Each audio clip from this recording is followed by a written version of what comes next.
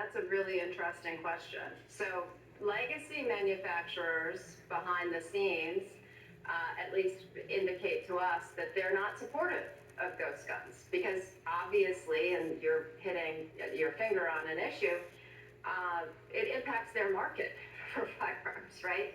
But some of the legacy manufacturers have also gotten into the ghost gun space, right? And are either helping to finance or helping proliferate some of these kits that were made available. Now, a lot of them, frankly, have moved on to other things with the Biden rule because we have shut down. Brady has litigated a case. I talked about Baltimore and the proliferation of firearms. We shut down one of the major ghost gun dealers, Polymer 80, that was supplying the vast majority of the guns recovered in Baltimore. So I think for the most part, they're not vocal on this, but they too, the legacy manufacturers, would support the legal market for firearms, not the illegal market for firearms. Brady has been working for literally decades now on this topic and this issue. And, I hosted a conversation after the Sandy Hook massacre, including at the time Vice President Biden.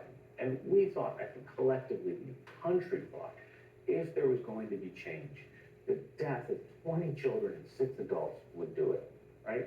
But I wonder, do you see any kind of hope of structural change happening either in the halls of Congress or in any other way where we can get towards more more sensible reforms that the majority of the country in polling seems to indicate support for? Yeah, I do see hope for it. I mean, I have an emotional response as a mom.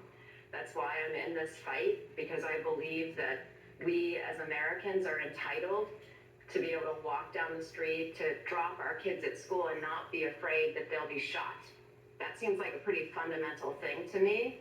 But I do want to note, after the agony of Sandy Hook, it took way longer than it should have, but President Biden did sign one of the most dramatic federal laws to protect lives.